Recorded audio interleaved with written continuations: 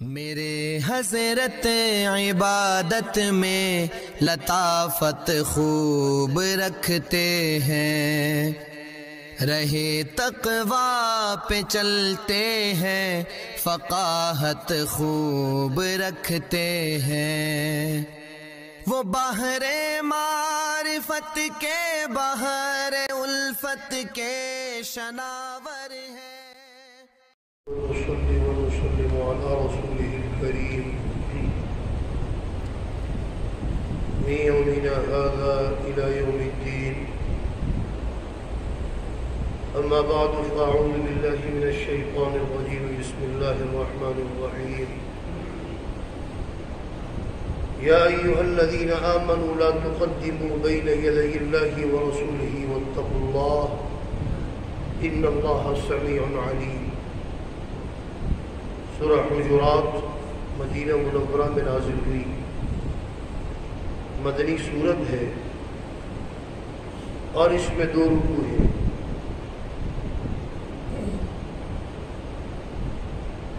اور حجرات کا لفظ اسی رکوع کے اندر آ رہا ہے، اس کی نسبت سے اس کا نام حجرات ہے۔ آپ صلی اللہ علیہ وسلم کہ ازواج مطہرات کی جو کمرے تھے حجرات کی طرف نسبت ہے،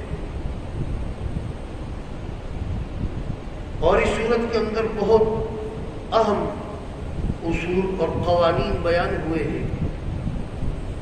سب سے پہلے توجہ کرنا، فرمایا یا ایھا الذین آمنوا، خطاب ایمان والوں کو ہے۔ اس جملے کو یاد رکھنا۔ پھر اگلی بات، لا تقدموا بین یدی اللہ ورسولہ، نہ بڑھو آگے اللہ اور اس کے رسول کے سامنے، اللہ اور اس کے رسول سے آگے نہ بڑھو۔ حضرت سیدنا ابوبکر صدیق رضی اللہ تعالی عنہ اور سیدنا عمر فاروق رضی اللہ تعالی عنہ دونوں کا آپس میں اختلاف ہو گیا۔ اور مسئلہ کیا تھا؟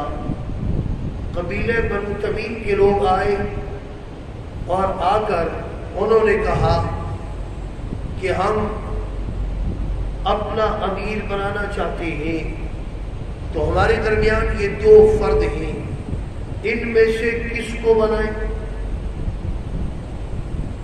ایک تھی حضرت اقرع بن حابس رضی اللہ عنہ، اور ایک دوسرے صحابی تھے۔ تو سیدنا ابوبکر صدیق رضی اللہ تعالیٰ عنہ نے کہا کہ اقرع بن حابس کو، اور جو دوسرے تھے حضرت عمر نے فرمایا نہیں، ان کو۔ اس پر آواز بلند ہوئی تو اللہ تبارک و تعالیٰ نے فرمایا لا تقدموا بین یدی اللہ ورسولہ، اللہ اور اس کے رسول سے آگے نہ بڑھو۔ سرکار نے کوئی بات ہی نہیں کی، اور سب سے پہلے جملہ فرمایا آمنو، وہ یہ نہ کہ یہ ایمان سے نکل گئے ہیں، ایمان ہے، مومن ہے یہ۔ پہلے قرآن نے مومن کہا، پھر کہا لا تقدموا بین یدی اللہ ورسولہ واتقوا اللہ، اور اللہ تعالیٰ سے ڈرو، ان اللہ سمیع علیم، اللہ تبارک و تعالیٰ سننے اور جاننے والا۔ توجہ کرنا، یہ جو آپس میں اختلاف ہوا، یہ اختلاف یہ نہیں تھا کہ کوئی برائی بیان ہو رہی تھی۔ آج آپ دیکھیں اختلاف ہوتا ہے برائی بیان کرنے پر، اچھائی بیان کرنے پر اختلاف نہیں ہوتا۔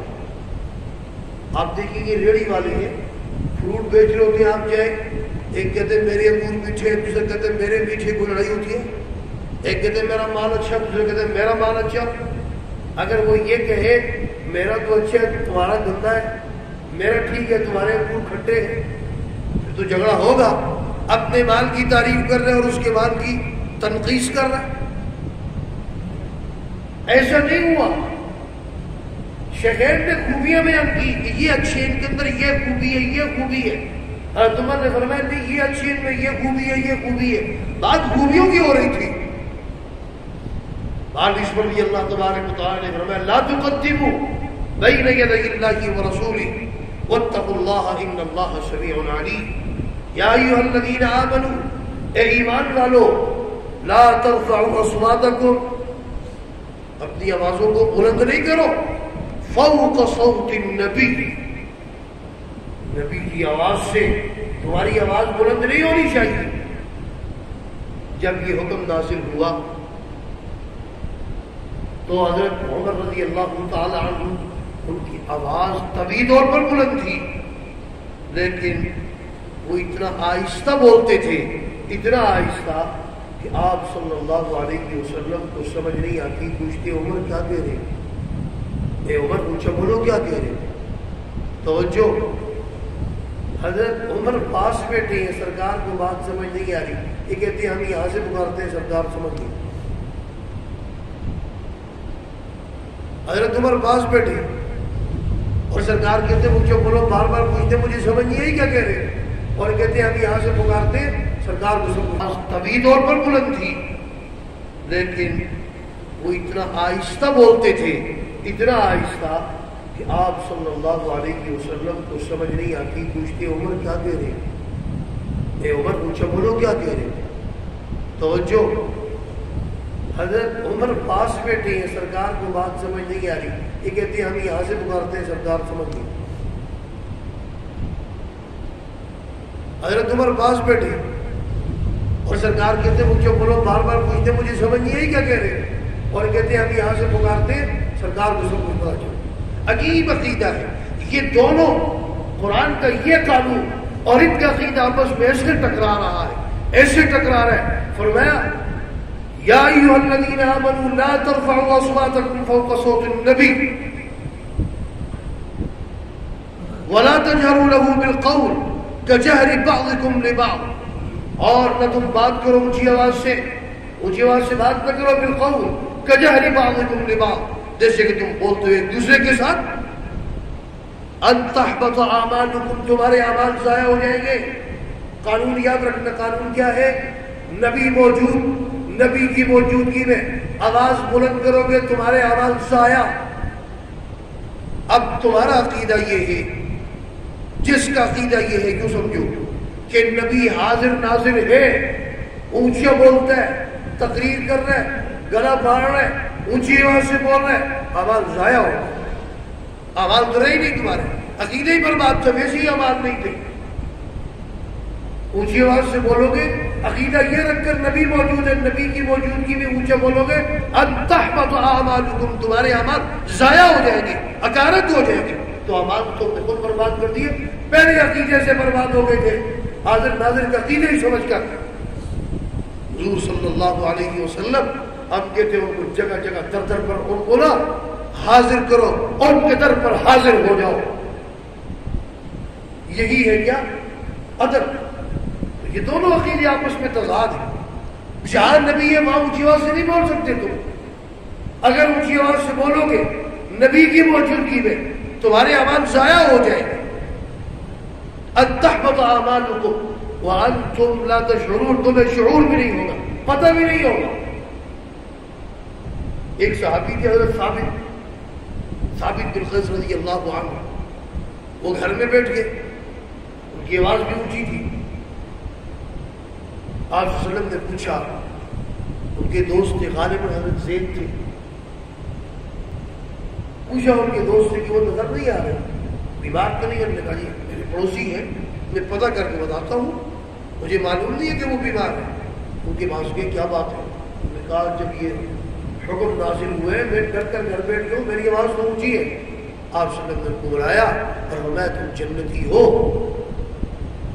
آواز اونچی، طبی طور پر اونچی آواز کا مسئلہ نہیں ہے، ویسی آواز بلند نہیں کرو، طبی طور پر اونچی آواز ہے کسی کی تو اس کی بات نہیں ہو رہی، ویسے کہ بھئی آواز ہی میری اونچی ہے میں کیا کروں؟ تو فرمایا ان الذین یغضون اصواتهم عند رسول اللہ، بے شک وہ لوگ جو پست رکھتے ہیں آواز کو اللہ تبارک و تعالی عند رسول اللہ، رسول اللہ کے پاس آواز کو آہستہ پست رکھتے ہیں، اولئک الذین، یہ وہ لوگ ہیں امتحن اللہ قلوبہم، امام بخاری نے اس کا ترجمہ کیا اخلص اللہ، اللہ تبارک و تعالیٰ نے ان کو خالص کر دیا. امتحن اللہ قلوبہم، خالص کر لیا ان کے دلوں کو للتقوی، تقوی کے لیے. لہم مغفرۃ، ان کے لیے مغفرت ہے، واجر عظیم، اور ان کے لیے اجر عظیم. ان الذین ینادونک، اور بے شک وہ لوگ جو پکارتے ہیں من وراء الحجرات، وراء کا لفظ ازداد میں سے، اس کا معنی پیچھے کے لیے، سامنے کے لیے، پردے کے پیچھے سے، گھروں کے سامنے سے، حجرات کے سامنے، دروازوں کے سامنے سے پکارتے ہیں. ایسا ہوتا کہ لوگ آتے اور انتظار نہیں کرتے، ان کو کام ہے مسجد نبوی میں آئے، اگر سرکار بیٹھی ہے تو آ کر مسئلہ پوچھ لیا، نہیں ہے تو گھر چلے گئے. اب آرام کا وقت ہے اور خانگی ضروریات ہیں، مصروفیت ہے، کچھ بھی نہیں دیکھتے، آتے اور دستک دیتے، اور جو سمجھدار تھے وہ پیارے انداز سے بلاتے، ادب سے، اور جو دیہاتی قسم کے تھے وہ آواز دیتے کہ باہر ہے، کام ہے. تو فرمایا ان الذین ینادونک من وراء الحجرات، اور اکثر منافق بھی ایسے کرتے. فرمایا اکثرهم لا یعقلون، ان میں سے اکثر وہ جو عقل نہیں رکھتے، عقل نہیں رکھتے، عقل سے خالی. یہ طریقہ بلانے کا سرکار کو. ولو انہم، جو سمجھدار تھے وہ پیارے انداز سے بلاتے، ادب سے، اور جو دیہاتی قسم کے تھے وہ آواز دیتے کہ باہر ہے، کام ہے. تو فرمایا ان الذین ینادونک من وراء الحجرات، اور اکثر منافق بھی ایسے کرتے. فرمایا اکثرهم لا یعقلون، ان میں سے اکثر وہ جو عقل نہیں رکھتے، عقل نہیں رکھتے، عقل سے خالی. یہ طریقہ بلانے کا سرکار کو. ولو انہم صبروا، اور بے شک ان کے لیے بہتر یہ تھا وہ صبر کرتے حتی تخرج الیہم، یہاں تک کہ سرکار خود باہر آتے، نماز کے لیے اپنے کام سے باہر آتے. لکان خیرا لہم، یہ ان کے لیے بہت بہتر، یہ بہتر تھا. انتظار کرتے اور سرکار کے انتظار کرتے، وہ تشریف لاتے، پھر اپنا مدعا جو اپنی بات ہے وہ پیش کرتے. اللہ غفور الرحیم، اللہ تبارک و تعالیٰ بخشنے والے مہربان ہیں. انتظار کرنا چاہیے. بار سرکار اللہ تبارک و تعالیٰ نے جب یہ حکم نازل کیا تو پھر مومنین مخلصین بہت محتاط ہو گئے اور منافقوں کے دروازے بھی بند ہو گئے. اور تو اور میں آپ کو اپنی بات بتاؤں کہ ہمارے یہاں کیا ہوتا ہے،